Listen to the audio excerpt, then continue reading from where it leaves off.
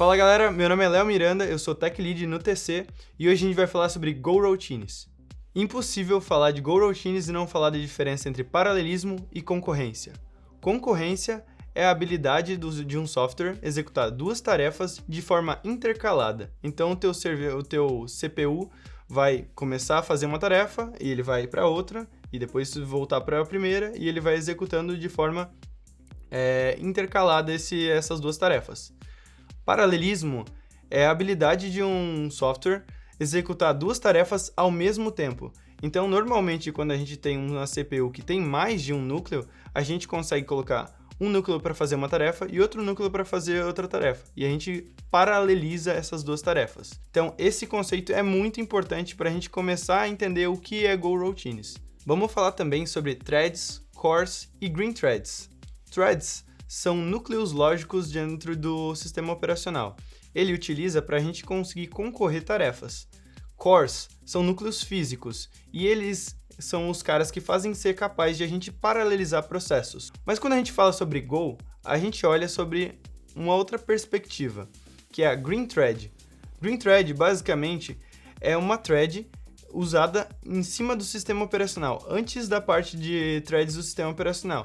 Então, o que a gente chama de camada do usuário é utilizada para gerenciar essas threads. O Go utiliza esse tipo de modelo, e com isso, o Go consegue gerenciar N Go-Routines para N threads. Então, ele consegue gerenciar um nível acima das threads do sistema operacional, utilizando menos memória e gerenciando os processos da forma dele. O runtime vai fazer isso. Bom, mas falar de Go-Routines na teoria é muito legal, né? Como que a gente vai fazer isso na prática? Uma das formas de a gente gerenciar Go-Routines e esperar que elas sejam acabadas para conseguir concatenar esses dados ou utilizar eles depois é utilizando Wait Groups. Bom, Wait Groups são muito fáceis de implementar e muito fáceis de entender. Basicamente, a gente precisa definir a quantidade de Go-Routines que a gente vai esperar e dentro de cada Go-Routine a gente tem que definir quando ela foi finalizada. Uma função de wait vai ser mandada depois de enviar essas Go-Routines e ele vai esperar até que essas Go-Routines finalizem para que a gente consiga concatenar e receber o dado final. Se a gente não utilizar channels, que é o exemplo que a gente vai mostrar agora, a gente pode ter um problema de mutex. Além disso, o wait group não tem uma interface de erro muito amigável, então a gente vai ter que gerenciar estado de erro da mesma forma que a gente está gerenciando a parte de dados. Bom, agora vamos ver aqui no meu computador como fazer isso na prática. Bom, eu fiz aqui duas implementações, uma utilizando o wait group e outra de forma síncrona. Basicamente, a função que a gente está executando aqui é uma Fibonacci. A gente não está utilizando memorização para otimizar a performance desse algoritmo. A ideia é realmente fazer um algoritmo bem pesado para que a gente veja significativamente o resultado que a gente teve. Então, para a gente utilizar o wait group, basicamente a gente vai iniciar uma variável de wait group. A gente vai definir a quantidade de Go-Routines, então eu estou fazendo um loop aqui e definindo várias Go-Routines e ele vai adicionando a cada vez que ele itera nesse loop aqui uma Go-Routine. E aí lá no final a gente vai dar o wait.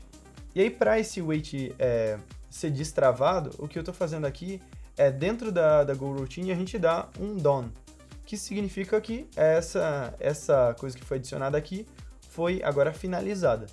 No lado sem Go-Routines, basicamente a gente está fazendo a mesma coisa, só que de forma síncrona. Então eu vou lá, executo esse algoritmo, concateno nesse valor e no final ele vai retornar esse valor, ok? A mesma coisa para os dois. A interface de entrada e saída é a mesma também, então a gente recebe a quantidade de loops que a gente vai dar, o valor que ele vai calcular no Fibonacci e o resultado, ele vai retornar o resultado final. Então eu criei um teste de benchmark aqui, que vai ser legal a gente ver esse resultado na prática.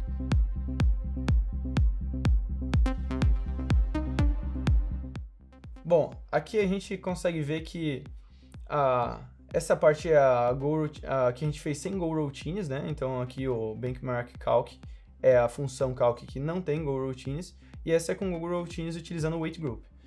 a gente fez uma quantidade de vezes n, que é o próprio algoritmo de testes, o runtime de testes que vai definir, e a gente está calculando o Fibonacci de 20. A gente consegue ver que a gente teve uma performance bem melhor quando a gente está utilizando GoRoutines, principalmente porque esse computador que eu estou utilizando aqui tem mais de um núcleo. Então, como a gente tinha falado sobre concorrência e paralelismo, a gente tinha falado sobre cores físicos e cores lógicos. Então, quando a gente tem um computador que tem mais de um core físico, o Go consegue gerenciar isso e separar isso em diferentes cores. Isso faz com que a performance para calcular esses algoritmos seja melhor. Então, a gente consegue ver que a gente teve quase 10 vezes mais rápido esse algoritmo rodando, né? Uma outra forma de sincronizar GoRoutines é com Error Groups. Error Groups são uma forma bem parecida com Wait Groups, só que como o próprio nome diz, a gente consegue ter uma interface de erro mais amigável. Eles têm os mesmos benefícios de Wait Group, porém ela tem esse benefício de conseguir retornar um erro e esperar esse erro para a gente conseguir gerenciar. Então, vamos ver como que isso fica na prática também. A forma de a gente implementar Error Group é muito parecida com Wait Group. A gente vai definir uma variável que é do tipo group, que vem do pacote Error Group. A gente tem que instalar esse pacote aqui, que vem de Golang, mas não é um pacote nativo da biblioteca, diferente do Sync, que é a parte do Wait Group. Então, além disso, a gente, na hora de definir, não vai precisar colocar um eg.add, como a gente faria lá no Wait Group. O próprio Go que é executado aqui já define que uma GoRoutine foi acionada. E a gente também não vai precisar definir quando foi feito o done, porque aqui essa função também está abstraindo isso para a gente. E aí no final, a gente tem aquela interface de erro que eu tinha comentado. Então a gente vai ter um erro sendo retornado aqui. Então se essa função, aqui no caso a gente só está calculando, mas se a gente tiver que definir alguma informação de erro, a gente consegue retornar e esse wait vai nos retornar essa informação de erro. E a gente consegue gerenciar erros de uma forma melhor. Vamos ver como fica a performance disso? Bom, então, mesmo algoritmo do outro, a gente tem um loop que está executando aqui essa função de forma síncrona e essa utilizando o wait group para a gente conseguir fazer esse cálculo do resultado final, ok? Basicamente, a gente também vai calcular o Fibonacci de 20 e deixar com que o runtime do teste defina quantas vezes ele vai executar esse teste aqui para ter uma precisão melhor. Então, eu vou executar aqui. Beleza. E a gente consegue ver que, de novo, a gente teve mais ou menos 10 vezes mais rápido essa implementação com GoRoutines utilizando o Error Group. E a gente tem aquela pequena diferença que é o Error Group conseguir retornar uma interface de erro. Bom, eu deixei preparado aqui na main a execução de GoRoutines utilizando o Wait Group. O cálculo síncrono vem do pacote Wait Group, mas é o cálculo síncrono, a gente pode ver aqui, né? E também o cálculo utilizando o Error Group. Então, vamos ver qual que é o resultado que acontece vindo daqui. Bom, a gente consegue ver aqui que o resultado dessa execução da main é que a GoRoutine e o Wait Group, apesar de todos eles calcularem a mesma coisa e deveriam retornar o mesmo resultado, o primeiro, que é o resultado que veio do Wait Group, veio com um valor diferente do segundo e também do terceiro. O que acontece é que quando a gente está utilizando o Wait Group, como uma GoRoutine pode estar utilizando o mesmo local da memória que o outro, pode ser que em algum momento uma GoRoutine esteja escrevendo e a outra esteja lendo e escrevendo. E aí a gente tem uma perca de dado. Então é aqui que o Mutex vai utilizar a gente a não ter esse problema. No caso do Error Group, ele não deu esse problema porque, de novo, é uma coisa que a gente não consegue prever. No erro de mutex é um problema que, dependendo da sincronia dessas GoRoutines que vão ser executadas, pode ser que ele nunca aconteça.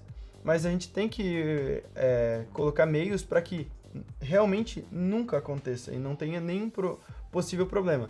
Antes disso, eu até executei algumas outras formas que, tava funcionando certinho, certo? É o mesmo algoritmo. Só que às vezes, em alguns determinados momentos, ele está fazendo a mesma coisa, duas coroutines estão fazendo a mesma coisa e acaba algum dado se perdendo. Então vamos ver como resolver isso no lado de error group, por exemplo. Fiz uma implementação aqui com error group para a gente, primeiro, para a gente conseguir calcular um erro. Eu vou até tirar isso daqui porque não é o caso nesse primeiro momento. Mas essa é a forma que a gente conseguiria bloquear e não ter o erro de mutex. Então a gente vai determinar uma variável que vem do pacote sync, que é mutex, e a gente vai chamar ele bem na hora que a gente quer escrever nessa variável que é global. Então essa variável que é de retorno aqui, a gente vai disparar várias goroutines e pode ser que em algum momento essa soma que seja adicionada aqui, porque ele vai ter que ler o que tem aqui, somar e depois armazenar, pode ser que em algum momento goroutines estejam fazendo ao mesmo tempo. Então o que a gente faz a gente trava essa execução. Então se outra goroutine estiver executando esse trecho de código, o Go vai travar essa execução, vai fazer essa goroutine esperar e vai deixar outra goroutine executar essa implementação. Bom, uma outra coisa que eu queria mostrar aqui para vocês é o erro de interface que a gente pode ter no error group. Error groups conseguem retornar erros, porém, se uma goroutine no meio da execução quebrar e ter algum erro, ela não vai parar as outras goroutines. E vamos ver o que vai acontecer aqui. Bom, nessa execução que eu fiz foi em que depois de 50, do número 50, as goroutines vão começar a dar um erro. E ele vai falar também, printar também qual que é a goroutine, o número da goroutine que está dando esse problema. Eu tive que criar uma cópia aqui, porque esse i no for do lado do Go é uma cópia. E aí a gente tem que criar uma cópia física aqui, porque senão alguma goroutine vai tentar executar o i e ele vai estar sendo alterado por dentro do for. Então ele tem, no fim das contas, esse i aqui é um ponteiro. Então vamos executar esse teste aqui e ver o que rola. Então o teste que eu fiz foi basicamente, se esse erro, se acontecer todas as goroutines, ele tiver o mesmo resultado, então quer dizer que nenhuma foi bloqueada, me mostra se teve algum erro, ok? Então, vamos executar aqui. E a gente viu que deu um erro, certo? E o erro que aconteceu, o primeiro erro que foi disparado foi na goroutine número 297. Então, a gente conseguiu chegar no mesmo valor, só que a primeira goroutine foi disparado o erro. Isso é um dos problemas dessa implementação do error group. Porque a primeira que der algum erro, ela vai ser anotada como um erro e ela não vai ter uma pilha de erros para a gente olhar depois. A gente só vai ter lá no final o primeiro erro que aconteceu. Bom, agora que a gente já viu como faz wait group e error group, e a gente vê o que a gente tem que sincronizar, tem que utilizar mutex, tem que fazer alguns processos para garantir com que aquele dado esteja íntegro, a gente vai ver uma outra forma que é o que a gente chama de thread safe, que deixa a thread segura o suficiente para conseguir transitar dados. E a gente vai utilizar o famigerado channel. Channel entrega uma interface para a gente se comunicar entre goroutines de uma forma mais segura. Então ele funciona mais ou menos como uma pilha. Assim que uma goroutine finaliza, ela envia para essa pilha o resultado que ela teve. E aí a gente vai ter que ter alguma coisa para desempilhar isso e fazer o cálculo depois. Então, vamos olhar no código mais ou menos como isso fica. Aqui em Channels a gente tem uma interface um pouco diferente das anteriores. A gente primeiro tem que definir um channel, que é aquela pilha que eu tinha comentado. A gente tem que definir o tipo dele, né? Então é o valor que a gente vai transitar por dentro desse channel. E a gente pode definir o tamanho dele.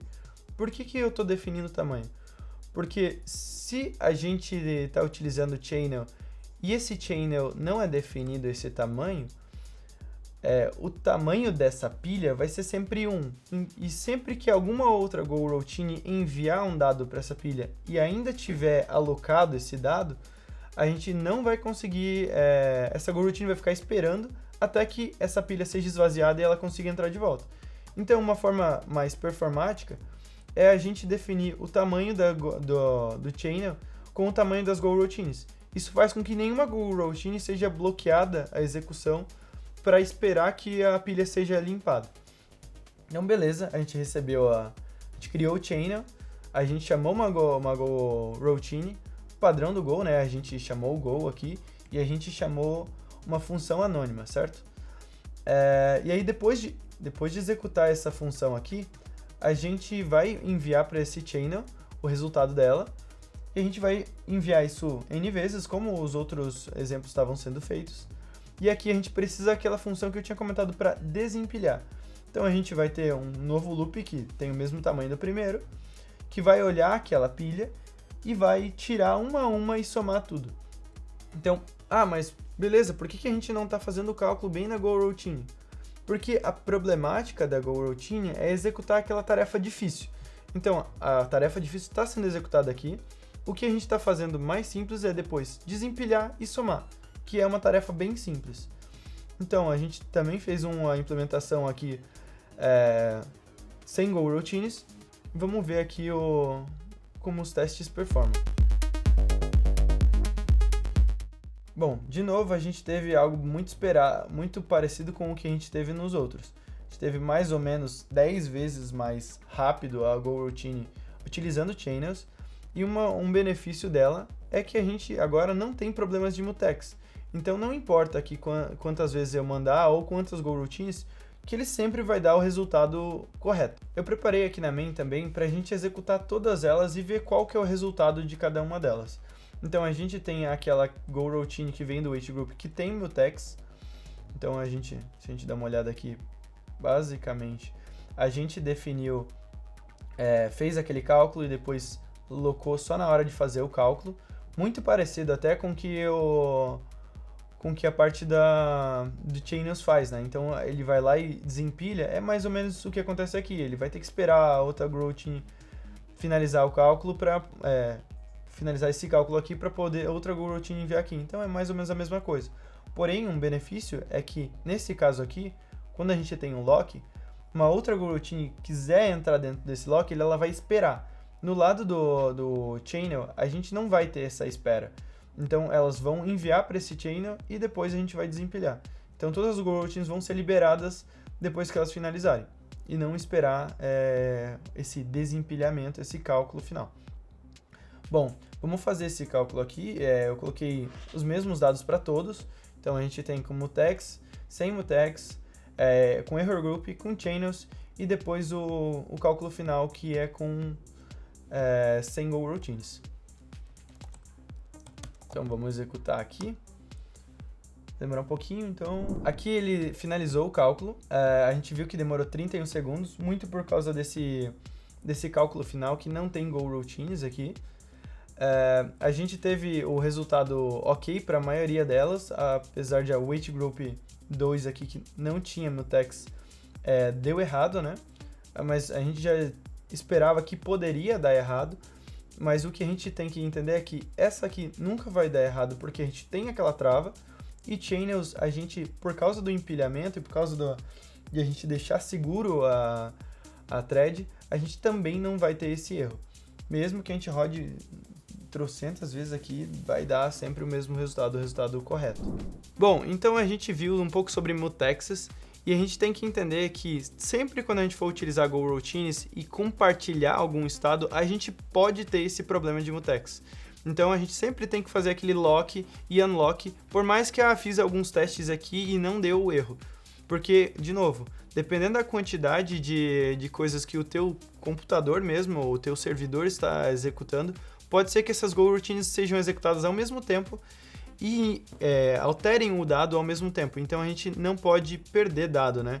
Então uma das abordagens pode ser com mutex, mas a gente também pode utilizar channels para deixar a thread safe. E a gente tem outro problema muito claro aqui, que é deadlock. Deadlock significa que o teu serviço ficou esperando alguma função ser executada e ela nunca foi executada. E ele ficou esperando travado lá. Vamos fazer um exemplo aqui agora na hora para a gente entender o que é deadlock e qual que é o erro que a gente vai retornar. O que eu fiz aqui foi uma alteração na GoRoutine que a gente tinha feito lá anteriormente do wait group. Então eu defini que elas vão ser executadas quantidade de vezes, que é a quantidade de GoRoutines aqui, mais uma. Então ele vai esperar mais uma GoRoutine executar e ele vai dar um problema aqui nesse wait, porque ele vai ficar esperando para sempre essa última GoRoutine que nunca vem.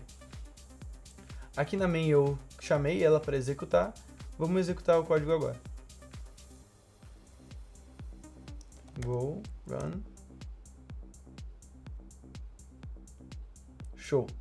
Esse é o problema que eu tinha falado anteriormente. Então, aqui a gente teve um problema de deadlock, né?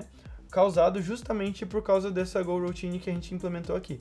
Se eu tirar esse mais um, a gente vai executar ela sem nenhum problema.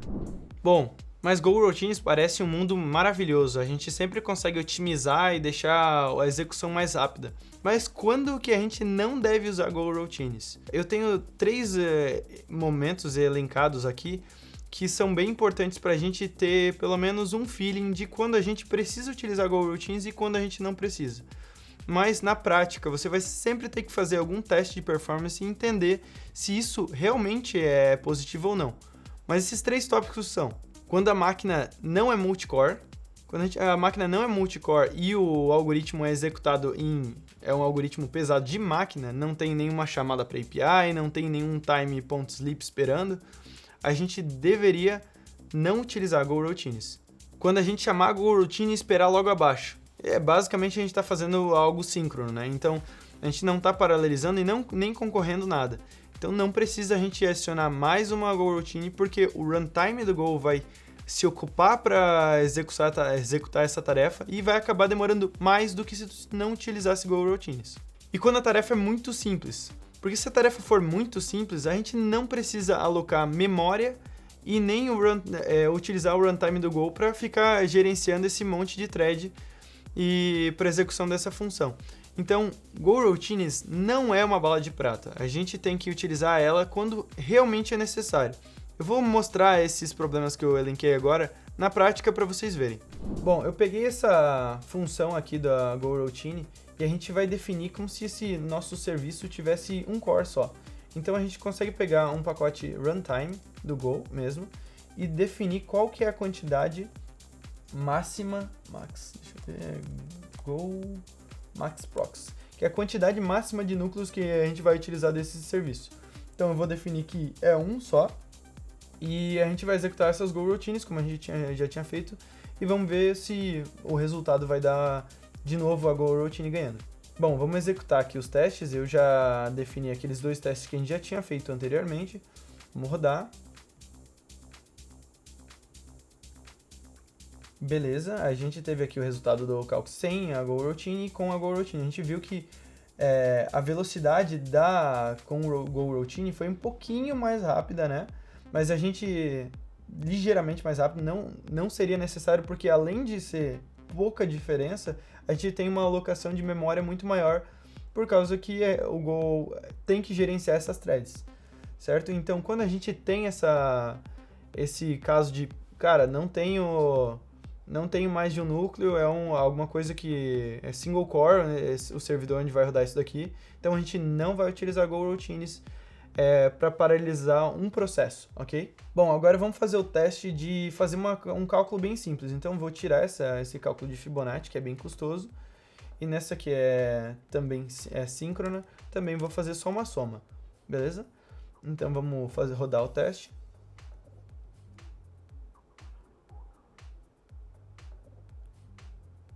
Beleza, a gente viu aqui que a GoRoutine que a gente executou sem GoRoutine, né, a função que a gente executou sem GoRoutine, a gente teve muito mais performance que com GoRoutine. Então, de novo, sempre que a gente vai utilizar a GoRoutine, cara, preciso deixar mais performático o meu código. Faça um teste, como eu fiz aqui, desses de benchmark, para entender se realmente aquele algoritmo que você está executando é necessário que utilize GoRoutines. Bom, a gente já falou quando não utilizar GoRoutines, mas quando que a gente vai usar e como que a gente deveria utilizar? Basicamente, a gente utiliza GoRoutines quando a gente consegue subdividir uma tarefa. Então, se essa tarefa consegue ser quebrada em tarefas menores, a gente consegue executar. E em 2 momentos elas são bem elas vão fazer bastante diferença. Uma, quando a gente tem alguma coisa de I/O, a gente está escrevendo num arquivo, ou a gente está enviando uma mensagem via REST API. Nesses casos, a thread vai ficar bloqueada, então outros processos podem rodar ao mesmo tempo. Mesmo que a gente tenha alguma coisa single core, nesse caso específico, a gente consegue utilizar Go Routines, porque várias threads podem ficar bloqueadas por uma resposta de uma API, ou uma escrita num arquivo interno, ou um time.sleep, e nesses casos que uma Go Routine pode ficar bloqueada mesmo, a gente vai ter uma performance melhor. E caso o processo seja puramente de máquina, o interessante é que a gente quebre o máximo de Go Routines pelo tamanho de núcleos que o servidor tem. Isso vai fazer com que a gente tenda a fazer com que o serviço seja executado de forma paralela. Então a gente vai utilizar menos memória e vai ter mais ou menos o mesmo resultado se a gente jogasse tudo em várias Go Routines. Vamos ver mais ou menos como isso funciona na prática. Eu preparei uma função aqui para utilizar as Go Routines e quebrar elas e executar em pacotes do tamanho do nosso CPU. Então, eu peguei do runtime aqui, desse pacote runtime do Go, a quantidade de núcleos que essa máquina tem, quebrei em batches, então criei vários fors com o tamanho desse CPU, executo, então eu estou executando, imagina que tenha 16 CPU, 16 núcleos nesse CPU. A gente vem aqui, a gente executa essas 16 Go Routines, espera, e aí depois começa as próximas 16. E eu estou fazendo isso para a quantidade de vezes que me mandaram. Então, basicamente é o mesmo algoritmo do outro, só que limitando e não utilizando mais de 16 Go Routines. Nesse caso aqui é 16 cores. Então eu preparei um outro teste benchmark, fazendo a mesma coisa que os outros, só que utilizando agora e deixando o máximo de Go Routines ao mesmo tempo do tamanho do CPU. Vamos executar aqui. Show! Bom, o resultado aqui é notório que a gente teve uma velocidade melhor quando a gente teve várias Go Routines sendo utilizadas ao mesmo tempo, mas a gente também teve a utilização de mais memória e isso daqui vai ficar mais saliente quando a gente aumentar esse cálculo. Então a gente vai, em vez de 20 aqui, vamos fazer um teste e vamos colocar 40. Vou rodar aqui. Então aqui a gente está fazendo o Fibonacci de 40 N vezes, né? Acabou de fazer o algoritmo aqui, né, o teste, e a gente tem aqui um resultado agora um pouco diferente. A velocidade para executar esse algoritmo de Fibonacci de 40 aqui foi bem maior, né, porque é um algoritmo mais pesado, já era esperado isso, mas o que fica mais interessante aqui é que, por mais que a gente utilizou limitação lá, a gente teve quase a mesma velocidade que utilizando várias Go Routines, e também a gente teve utilização de memória reduzida, e a alocação também. Então, é aquele negócio. A gente sempre vai ter que fazer o teste para ver se realmente é necessário limitar. Quando a gente tem bloqueios, então, imagina que a gente tem um time.sleep ali no meio desse processo aqui. Nesses casos, a gente pode utilizar várias Go Routines porque as threads vão ficar bloqueadas de qualquer jeito. E aí a gente pode utilizar melhor essa concorrência que o Go vai nos entregar. Bom, esse é um apanhado geral de como utilizar e quando utilizar uma Go Routine. Eu sou o Leonardo Miranda, Tech Lead da Station, e se vocês precisarem e tiverem alguma dúvida, podem me procurar no Slack. Valeu!